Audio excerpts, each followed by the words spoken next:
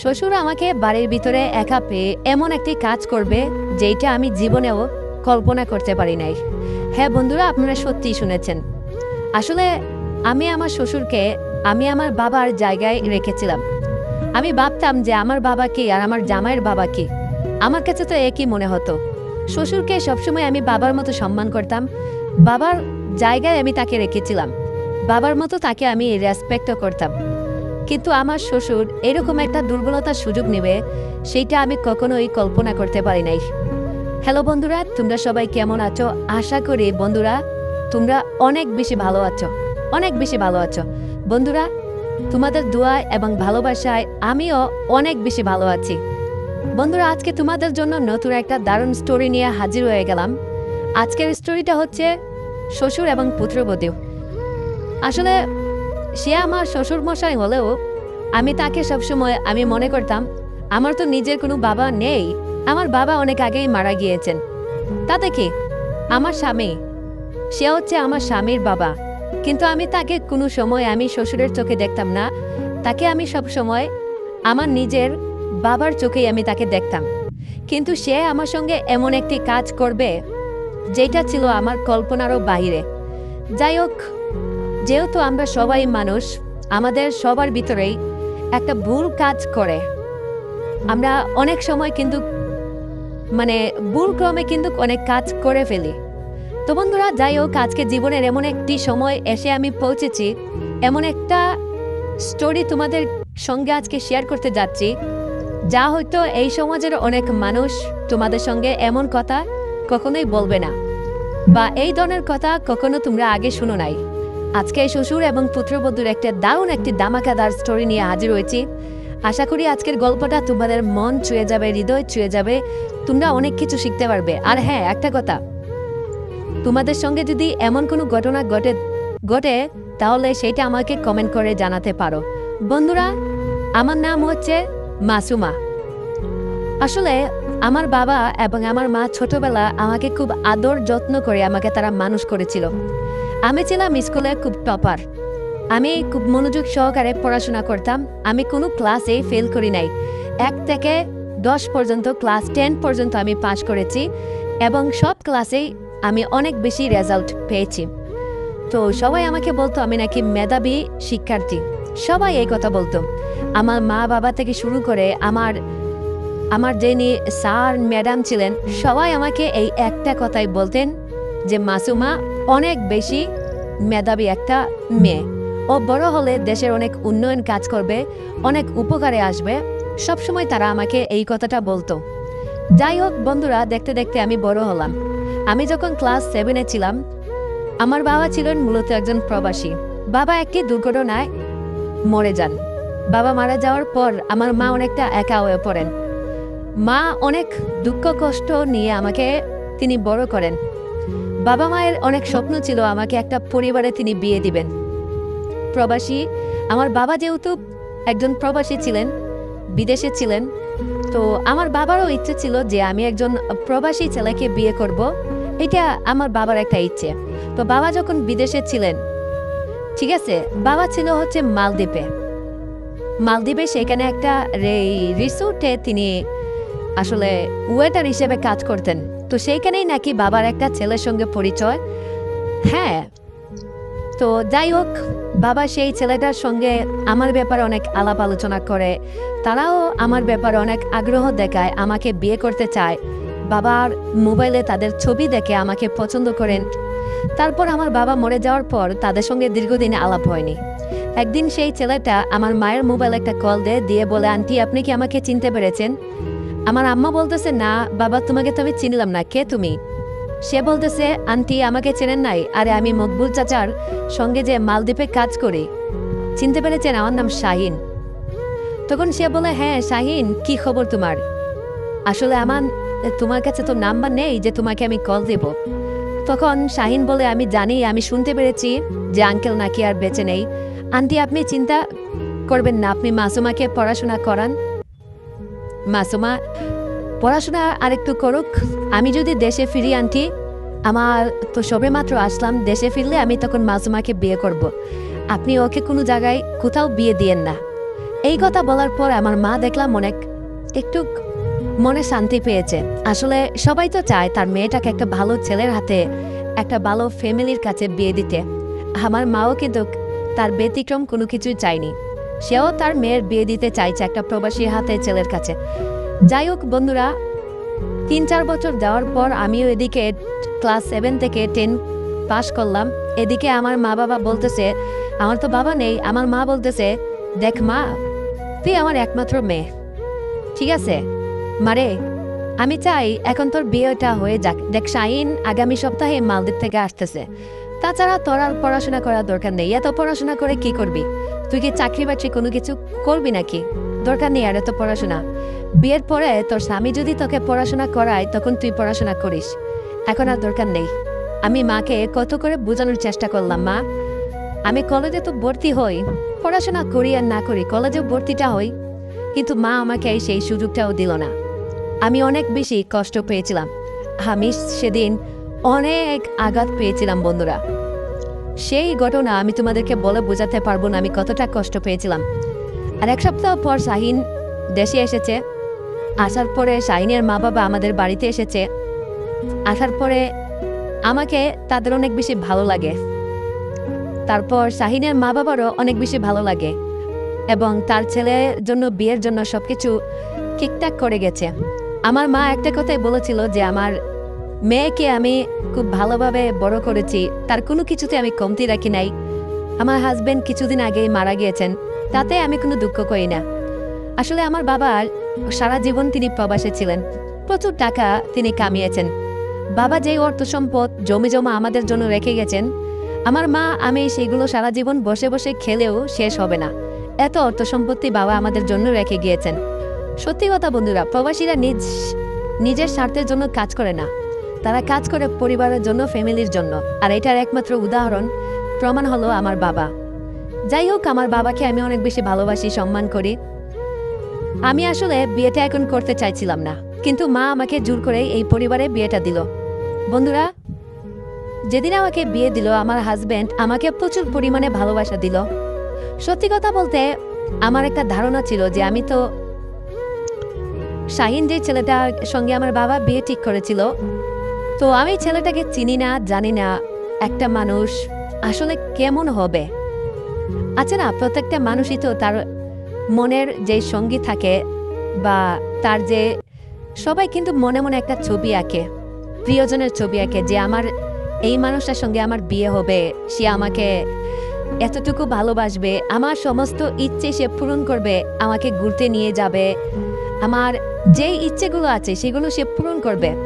আমাদের সবারই কিন্তু এরকম একটা ইচ্ছে থাকে, এরকম একটা আকাঙ্ক্ষা থাকে, কিন্তু অনেক সময় অ্যারেঞ্জ ম্যারেজ করলে সেগুলো কিন্তু মানে আমাদের সেই ইচ্ছেগুলো, সেই আশা ভরসাগুলো অনেক সময় পূরণ হয় না। তো আমিও ভেবেছিলাম যে আমার যেহেতু অ্যারেঞ্জ ম্যারেজ হচ্ছে, আসলে ছেলে কতটুকু ভালো বা কতটুকু খারাপ আমি তো সেইটা আসলে জানি না। তবে সত্যি কথা মানে মানুষটা যে এত ভালো হবে বা এতটুক মানে হৃদয় বিতারক হবে, এইটা আসলে কখনো কল্পনাও মানে ছিল না বা কল্পনাও করতে পারি নাই। যাই হোক, আসলে যেহেতু প্রবাসী মানুষ, তারা আসলে অ্যাকচুয়ালি পরিবারের মূল্যটা কি এইটা তারা খুব ভালোভাবে বুঝে বা জানে। সে আমাকে প্রচুর পরিমাণে ভালোবাসা দিয়েছে, আমাকে ফ্রিডম দিয়েছে, স্বাধীনতা দিয়েছে, নিজ ইচ্ছে মতো ঘুরেছি, খেয়েছি, ফিরেছি, এবং সে আমাকে প্রচুর পরিমাণে বিশ্বাস করে। এটা হচ্ছে সবচেয়ে বড় কথা। বন্ধুরা, 3 মাস প্রবাসীর আমার হাজব্যান্ড শাহিন সে ছুটি নিয়ে এসেছিল। এই 3 মাস তার সময় শেষ, সে আগামীকালই চলে যাবে। তাকে আমি যখন বিমানবন্দরে দিতে গিয়েছিলাম, এবং আমার শ্বশুরও ছিল সেখানে, আমি আর আমার শ্বশুর গিয়েছিলাম। বন্ধুরা কি বলবো, কষ্টে যেন আমার বুকটা সেদিন ফেটে যাচ্ছিল। একটা মানুষকে চিনতাম না, জানতাম না, তাকে আমি কোনোদিন দেখিও নাই, অথচ দেখেন এই মানুষটার জন্য আমার এত মায়া, এত ভালোবাসা। বিমানবন্দরে যখন আমি তাকে শেষ বিদায় দিচ্ছিলাম, সে যখন ভিতরে ঢুকতেছিল, আমার ভিতরটা মনে হয় ফেটে যাচ্ছিল বন্ধুরা, ফেটে যাচ্ছিল। আমি তোমাদেরকে বলে বোঝাতে পারবো না আমি সেদিন কতটা আঘাত পেয়েছি, আমি সেদিন কতটা কষ্ট পেয়েছি। মনে হচ্ছিল এক বুক জ্বালা নিয়ে আমি তাকে বিদায় দিচ্ছি। সেদিন আমার বুকটা একেবারে পুরো ফেটে যাচ্ছিল। কি করব? একটা মানুষ 3 মাসে আমার এতটা আপন হয়ে গেছে।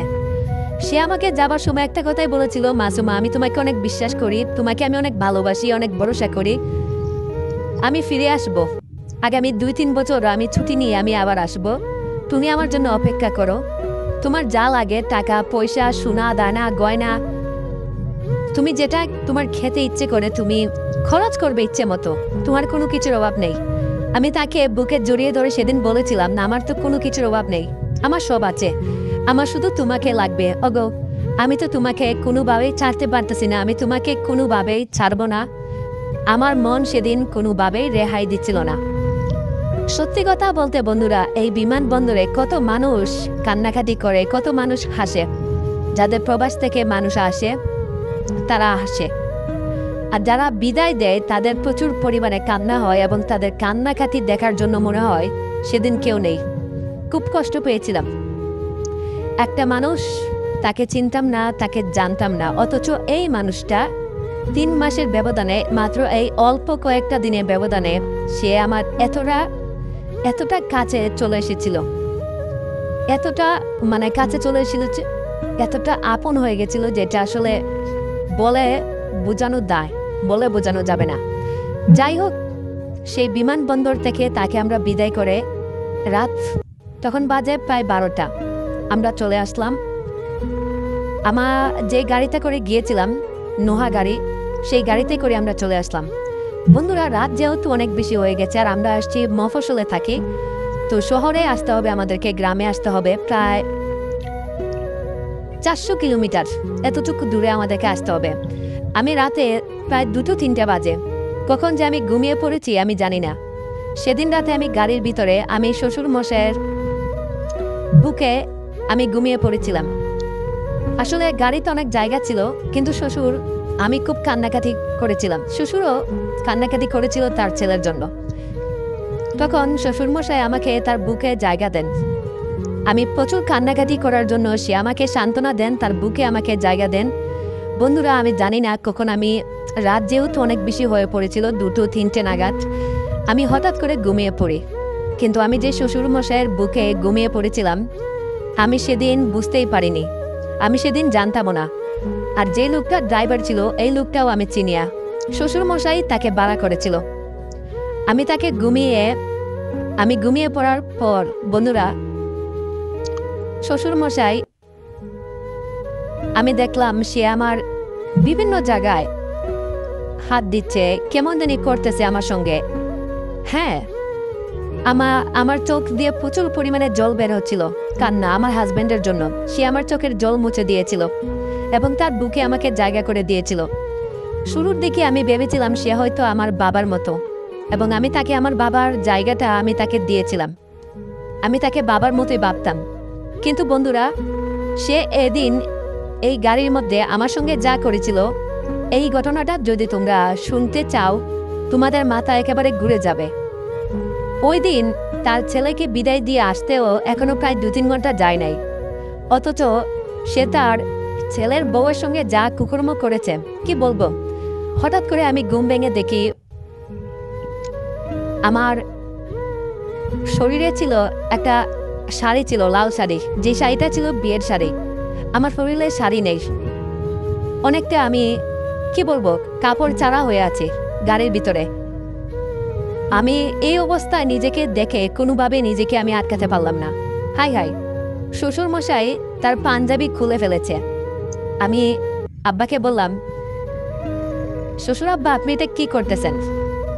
গাড়িতে তো এসি ছাড়া, তাছাড়া এখানে তো অত বেশি গরমও নেই, আপনি নিজের কাপড় কেন খুলতেছেন? সে আমাকে বলতেছে, বুমা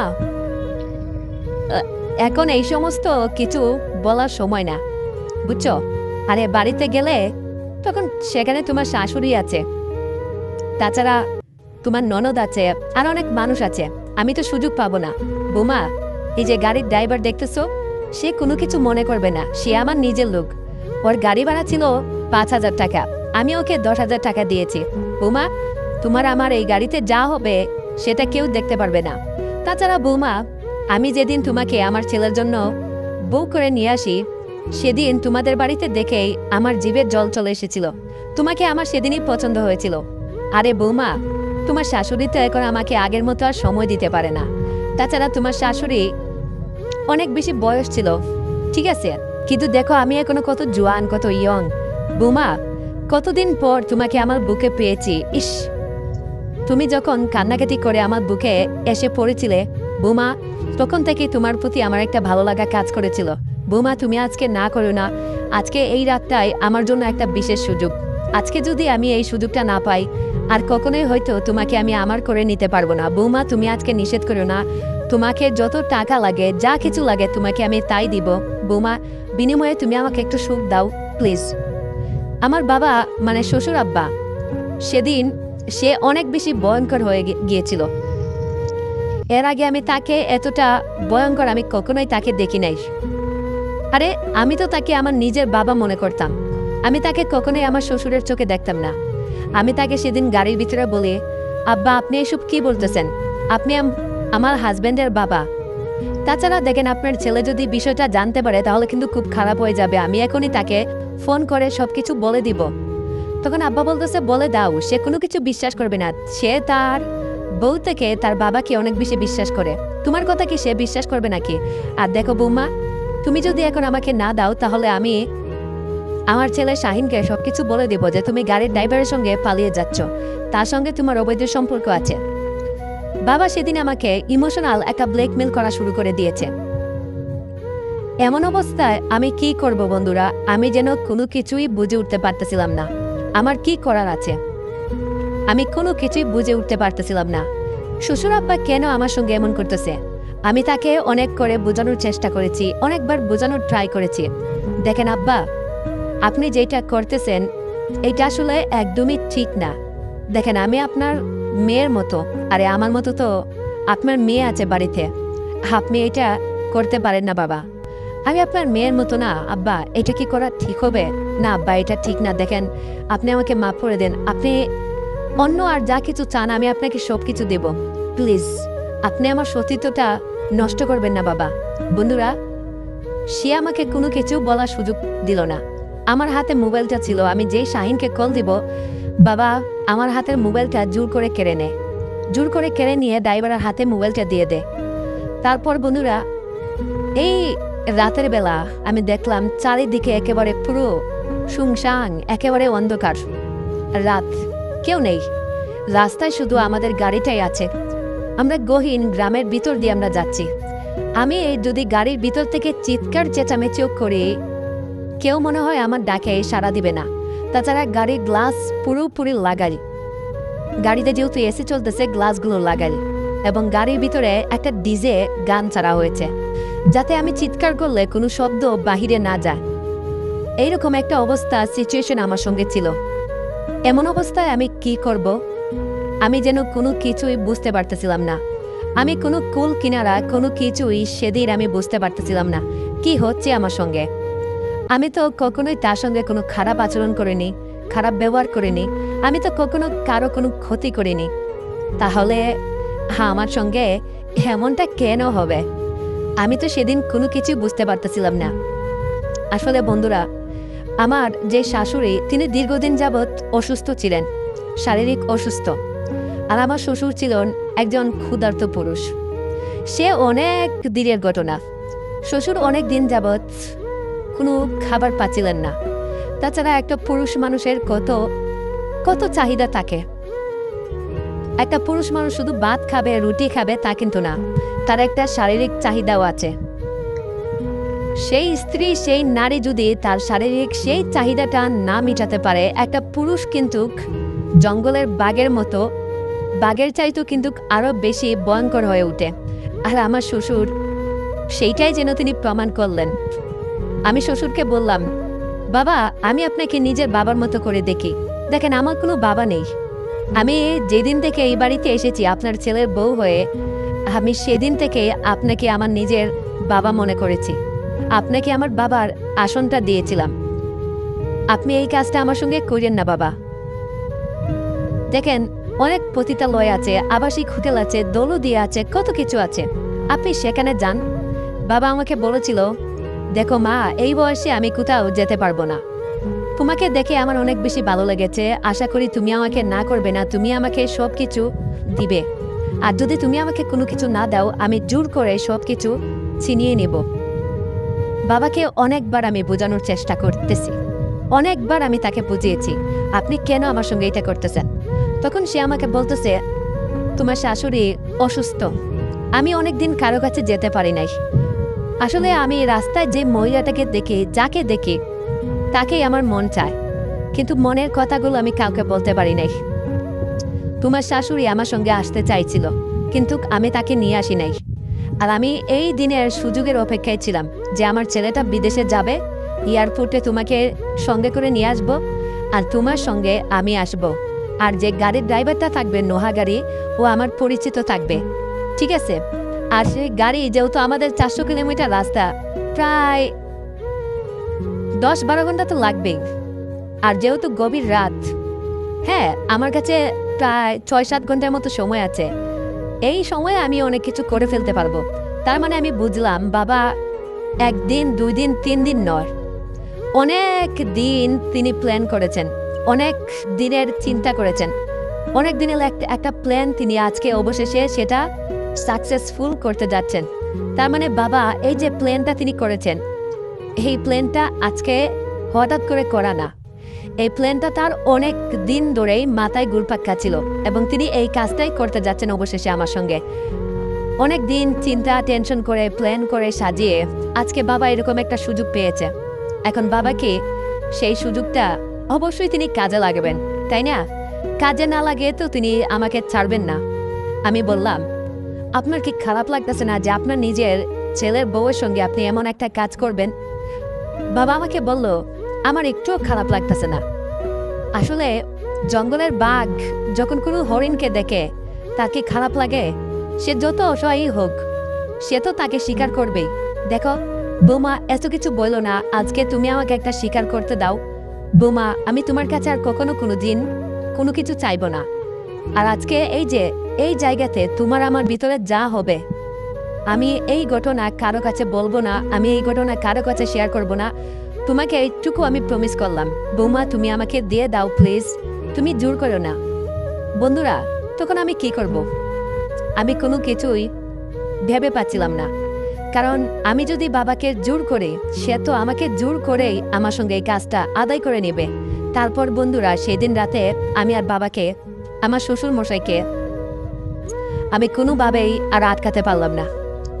নিজের অজান্তেই কখন যে আমার শাড়িটা খুলে ফেললাম, সেটা আমি নিজেই বলতে পারি না। তারপর আমি একটা রোবট হয়ে পড়লাম। আমি একটা রোবট হয়ে গাড়ির ভিতরে আমি শুয়ে আছি। বাকি যা কাজ করার আমার শ্বশুর বাবা, সে নিজেই সবকিছু আমার সঙ্গে করে নিল, সে নিজেই সবকিছু করে নিল।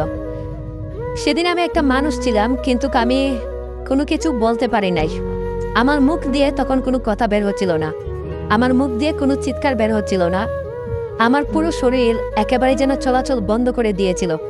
আমি কাউকে কোনো কিছু বোঝাতে পারতেছিলাম না, কাউকে কোনো কিছুতে আমি কোনো কিছু করতে পারতেছিলাম না। নিজের অজান্তেই সেদিন আমার সঙ্গে এমন একটি ঘটনা ঘটে গেছে। আসলে এই দৃশ্য সেদিন যে আমি কি করে তোমাদেরকে বলবো, এই ঘটনা আমি সেটা কখনোই আমার মনে আমি নিয়ে আসতে পারতেছি না। এমন একটি ঘটনা যেটা আমার সঙ্গে ঘটেছে বন্ধুরা। সেই রাতে প্রায় 5 থেকে 6 ঘন্টা শ্বশুর বাবা আমার সঙ্গে এই কাজটি করলো, এক প্রকার আমাকে জোর করে, যেটাকে বলে দর্শন। আসলে আমার মন তো দিচ্ছিল না, সাড়া দিচ্ছিল না। যাই হোক, এক প্রকার দেখতে দেখতে সকাল 6টা হয়ে গেল। তখন বাবা আমাকে ছেড়ে দিয়েছে। তখন গাড়ির ভিতরে আমি নিজেকে একটু সাজুগুজু করে কাপড় চোপড় পরে আমরা একটা হোটেলে গেলাম।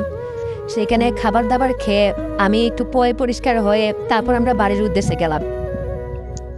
এরপর থেকে প্রায় সময় শ্বশুর বাবা বাড়িতে আমি যখন থাকতাম একা একা, আমার সঙ্গে সে দেখা করতে চাইতো, কথা বলতে চাইতো, আর একটা সুযোগ চাইতো। প্রায় সময় বলতো, বৌমা আর একটা সুযোগ দাও। সেদিন আমি অনেক বেশি মজা পেয়েছিলাম, অনেক আনন্দ পেয়েছিলাম। বৌমা তোমার ভিতরে সত্যি জাদু আছে, সত্যি বোমা। সে আমাকে প্রায় সময় এমনভাবে বলতো। কিন্তু বন্ধুরা, আমি শ্বশুরের সঙ্গে বাসায় খুব একটা বেশি দেখা করতাম না, কথাও বলতাম না। কারণ বাসায় আমার ননদ ছিল, আমার শাশুড়ি ছিল। তাদেরকে রেখে বাবা কখনোই সাহস করতো না জোর করে আমার সঙ্গে। কিন্তু বাবা সুযোগ খুঁজতো, কখনো শাশুড়িকে পাঠিয়ে দিত, হ্যাঁ, কোনো মেহমানের বাসায়, কোনো আত্মীয় স্বজনের বাসায়, আবার কখনো আমার ননদকে পাঠিয়ে দিত কোনো একটা অন্য বাসায়। কিন্তু তারপরও যেন বাবা মানে সেই সুযোগটা যেন সে পাইতো না। ঠিক আছে, তো যাই হোক, এভাবেই বন্ধুরা আসলে বাবা একটা সুযোগের অপেক্ষায় ছিল। আর আমি ছিলাম যেন এই কাজ আমি আর আমার শ্বশুর বাবার সঙ্গে এই কাজ আমি আর কখনোই করব না। আমিও ছিলাম একটা সুযোগের অপেক্ষায়। না, এটা সম্ভব না, আমি আমার হাজব্যান্ডকে ঠকাতে পারবো না। কারণ সে আমাকে প্রচুর পরিমাণে বিশ্বাস করে। বিদেশে যাওয়ার আগে সে আমাকে বলে গিয়েছিল, সে আমাকে ভরসা করে বিশ্বাস করে, আমি যেন তার বিশ্বাস ভরসা কখনো না ভাঙি। কিন্তু বন্ধুরা, সে আমার শ্বশুর। তার সঙ্গে এমন একটি ঘটনা, আমি আমার হাজব্যান্ডকে না পারছিলাম বলতে, না পারছিলাম সহ্য করতে। কি করব, আমার মাথায় কোনো কিছুই কাজ করতেছিল না। একদিন দিনের বেলা আমার হাজব্যান্ড শাহিন আমাকে কল দিয়েছিল, পর নাকি আজকে ছুটি, সপ্তাহে ছুটি। তো আমাকে কল দিয়েছিল, প্রথমে অডিও কল, পরে কিছুক্ষণ পর সে আমাকে বলতেছে, জাডেমান, তোমাকে খুব দেখতে ইচ্ছে করছে, একটু দেখা দাও না। তখন আমি বললাম, আমার তো এখন মন মেজাজ খুব একটা ভালো লাগতেছে না, মাথা টাথা ঘুরতেছে। তখন সে অনেক চিন্তিত হয়ে পড়ল। তখন সে আমাকে বলতেছে, কি, আমার জানটা শরীর ভালো নেই? তখন তো সে আরো দেখতে চাইল। সে একটা ভিডিও কল দিল, ভিডিও কল দিয়ে দেখে আমার মন খারাপ। তখন আমাকে বলল, কি ব্যাপার, তোমার মন খারাপ কেন? তোমাকে কি কেউ কোনো কিছু বলেছে? আমার আম্মা আব্বা? না তোমার কোনো সমস্যা হচ্ছে, বলো আমাকে। আমি অনেকবার চেয়েছিলাম যে শ্বশুরের এই কুকীর্তির বিষয়গুলো আমি আমার হাজবেন্ডকে জানানোর জন্য। কিন্তু বন্ধুরা, কি করে যে আমি বলি, কেন উনি তো বিদেশে, উনাকে আমি ঠিক মতো ভালোভাবে বুঝিয়ে বলতেও পারবো না। আবার অর্ধেকটা বলতে গেলেও আবার উনি দেখা গেল আমাকেই সন্দেহ করলো। বা এদিক থেকে শ্বশুরমশাই যখন বিষয়টা জানতে পারবে, সে যদি তখন আবার কোনো কলকাতি নাড়ে, সে যদি আবার তখন কোনো কিছু উল্টাপাল্টা বলে দেয়। তাছাড়া সে তো বিদেশে আছে, কি করব না করব আমি কোনো কিছুই বুঝে উঠতে পারছিলাম না। এমন একটা পরিস্থিতি, এমন একটা বিড়ম্বনায় আমি পড়েছিলাম।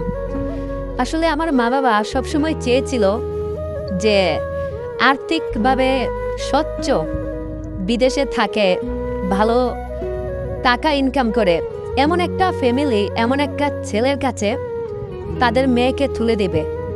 হ্যাঁ, আমার বাবা এমন একটা ছেলের কাছে আমাকে তুলে দিয়েছে। ছেলেটা তো অনেক ভালো, কিন্তু ওনার বাপ তো পুরো নষ্টের গুড়। আমি কি করব কোনো কিছুই বন্ধুরা ভেবে পাচ্ছিলাম না। আমার মাথায় যেন কোনো কিছুই কাজ করতেছিল না। তখন আমি আমার হাজব্যান্ডকে বললাম, না তেমন কিছু না, একটু কারখে। তখন আমি বললাম, আচ্ছা ঠিক আছে, আমার মাথাটা একটু ব্যথা করতেছে, তুমি আমাকে আরেকদিন ফোন দিও, এখন আমি রাখি, আমার ভালো লাগতেছে না। তখন সে বললো, আচ্ছা ঠিক আছে। বন্ধুরা, পরের দিন বাসায় কারেন্ট ছিল না। আমার ননদ আসলে কলেজে পড়াশোনা করে তো হোস্টেলে থেকে, শাশুড়ি মা কোথায় যেন গিয়েছে। আর এই সুযোগে শ্বশুরমশাই আমার কাছে, তখন রাত গভীর, প্রায় 11টা নাগাদ বাজে, কিন্তু কারেন্ট নাই। আমাকে এসে বলতেছে, কি মা মাসুমা, আমার বিষয়টা কি কোনো কিছু ভেবে দেখলে? আমি বললাম, কি বিষয় বাবা? তখন আমাকে বলতেছে, আরে ওই দিন যে গাড়ির মধ্যে তোমার আর আমার ভিতরে একটা সম্পর্ক হলো, তো সেদিন তো আমি একা মজা পাই নাই, মজা তো তুমিও পাইছো। তা দেখো রে মা, আমার ছেলে, হ্যাঁ শাহিন তো এখন বিদেশে আছে, আমাদের ছেড়ে সে কত দূরে আছে, ঠিক আছে। তাছাড়া তুমি নতুন বউ, তোমারও তো একটা চাহিদা থাকে, তাই না? আমার ছেলে আস্তে আস্তে এখনো সেই 5টা বছর লেগে যাবে। এতদিন তুমি এখানে কি করবে, কিভাবে থাকবে? দেখো, তোমার জন্য আমার খুব কষ্ট হয়। তাছাড়া তোমার শাশুড়ি মার অবস্থা তো দেখেছ, এখন আমরা যদি মিলেমিশে দুজন একজন আরেকজনকে সুযোগ না দেই বা মিলেমিশে যদি না থাকি তাহলে কি হয় নাকি? এই যে তোমাকে দেখতেছি, সেদিনকে কি একটা ঘটনা হয়েছিল তোমার আর আমার মাঝে, এই নিয়ে তুমি মন খারাপ করে আছো। বাসার কারোর সঙ্গে হাসো না, খেলো না, খাও না, মন খারাপ করে থাকো। এভাবে তুমি মন খারাপ করে থাকলে সবাই আমাকে সন্দেহ করবে। বৌমা, তুমি এভাবে থাইকো না। তুমি আজকে একটা সিদ্ধান্ত নেও কি করবে না করবে। আর তাছাড়া তুমি যদি এই সিদ্ধান্ত না নেও, দেখো তোমার মা কিন্তু বাড়িতে কিন্তু একা, তোমার তো বাবা নেই, মারা গেছে। আমি তোমার মায়ের সঙ্গে কিন্তু লাইন করব, ঠিক আছে? আসলে আমার শ্বশুর আব্বা কোনোভাবেই সে আমাকে ছাড়তেছিল না। আমাকে দেখার পর থেকেই তার নাকি চুলকানি উঠে গেছে, তার নাকি মিল্কি বে আমার উঠে গেছে। সে নাকি নিজেকে কোনোভাবেই আর আটকাতে পারতেছিল না, সে নাকি নিজেকে কোনোভাবেই আর কন্ট্রোলে নিয়ে আসতে পারতেছিল না। কি করবে সে, কোনো কিছুই তার মাথায় কাজ করতেছিল না। তার যেন এখন আমাকে লাগবে। আমি কোনো কিছু আমি না বুঝে আমি ভাবলাম ঠিক আছে, আমার হাজবেন্ড যেহেতু বিদেশে আছে, দূরে আছে, শ্বশুর যদি কোনো কিছু না বলে তাহলে তো আমার কোনো কিছু সমস্যা নেই। তাছাড়া আমার বাবাও পৃথিবীতে বেঁচে নেই। আমার মা অনেক শখ আহ্লাদ করে এই বিয়েটা আমাকে দিয়েছে। সংসারটা তো আমাকে টিকিয়ে রাখতেই হবে, সে যেভাবেই হোক।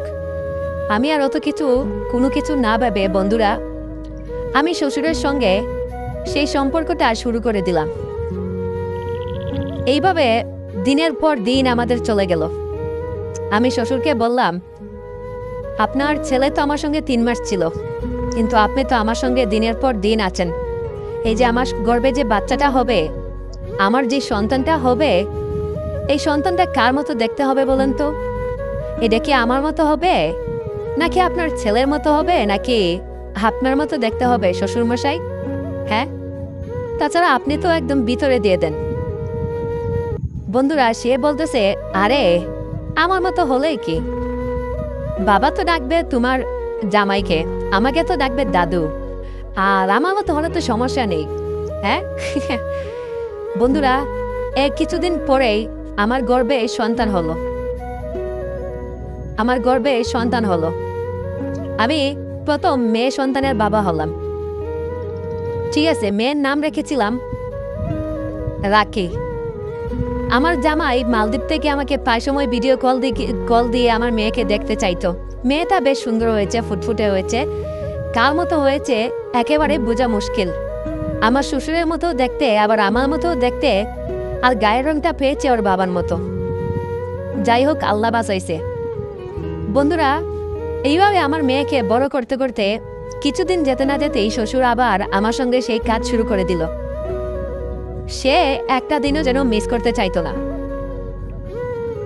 আমি দিনের পর দিন আসলে যুদ্ধ করতাম, দিনের পর দিন আসলে আমি কষ্ট করতাম, কিন্তু শ্বশুরের এই বাড়াবাড়ি যেন দিনের পর দিন যেন বেড়েই যাচ্ছিল।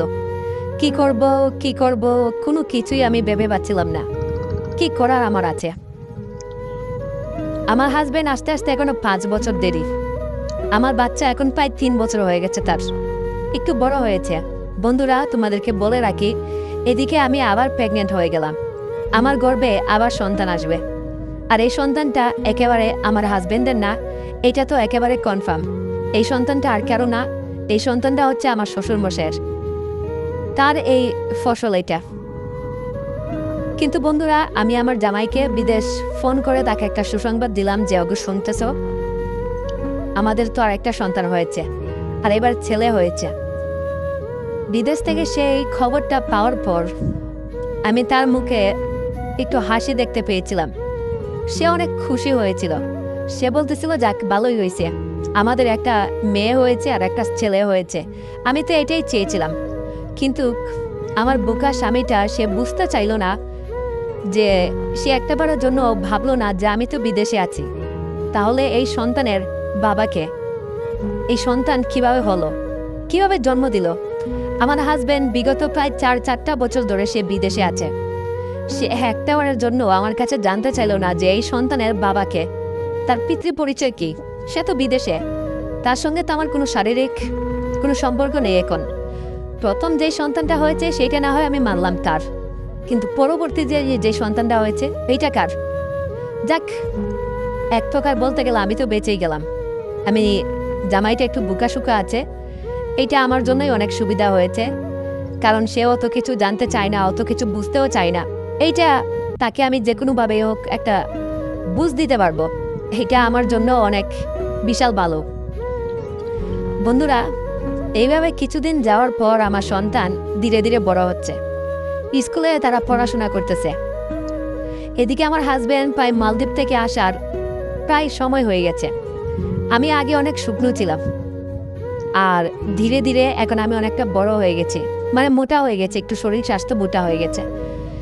আমার হাজব্যান্ড এসে দেখে আমার শরীর চেহারা যেভাবে সে রেখে গিয়েছিল সব কিছু কেন জানি কেমন জানি চেঞ্জ হয়ে গেছে এই পাঁচটা বছরে। সে আমাকে বলে আমি নাকি আর অনেক সুন্দর হয়ে গেছি, কিউট হয়ে গেছি, একটু স্বাস্থ্য হয়ে গেছে। বিশেষ করে স্বাস্থ্য হলে পুরুষরা একটু মজা পায়, একটু আনন্দ পায়, আমি বুঝতে পারলাম। যাই হোক, আমি শ্বশুরমশাইকে বললাম, শ্বশুর এবার আপনি অন্তত আমাকে বাদ দেন, আমার জামাই আসছে। শ্বশুর আমাকে বলল, হ্যাঁ আমার ছেলে শাহিন আবার বিদেশে চলে গেলে 3 মাস পর বৌমা তুমি আমাকে আবার তখন সুযোগ করে দিবা, না হলে কিন্তু তোমার স্বামীকে সবকিছু আমি বলে দেব। তো বন্ধুরা, এইভাবেই চলতে থাকলো আমাদের সংসার, আমাদের জীবন। আসলে আমাদের জীবনটা খুব অল্প, খুব ছোট্ট, কিন্তু আমাদের এই ছোট্ট জীবনে অনেক কিছুই ঘটে যায়। অনেক সময় আমরা জেনে বুঝেই পাপ করি, আবার অনেক সময় না বুঝে আমরা পাপ করি। আবার একটা পাপকে আমরা গোপন রাখতে গিয়ে আর একটা পাপ করে ফেলি নিজের অজান্তেই। তো এইভাবে কিছুদিন যেতে না যেতেই আমার শ্বশুরমশাইও হঠাৎ একটা দিন তার এই পাপের কারণে সেও একটা গাড়ি অ্যাক্সিডেন্ট করে মারা যায়। তো এটাই বোঝা গেল আজকে গল্পটা থেকে যে পাপ কখনো বাপকেও ছাড়ে না। তো তোমাদের সঙ্গে এমন কার কার ঘটনা ঘটেছে অবশ্যই কমেন্ট করে জানাও। ঠিক আছে, আজকের মতো ভিডিওটা এই জায়গায় এই পর্যন্তই। দেখা হবে বন্ধুরা নতুন কোনো ভিডিওতে, সেই পর্যন্ত ভালো থাকবে, সুস্থ থাকবে। আর হ্যাঁ, নিশ্চয়ই আবারও দেখা হচ্ছে নতুন কোনো ভিডিওতে। ভালো থাকো, সেই পর্যন্ত সুস্থ থাকো, টাটা।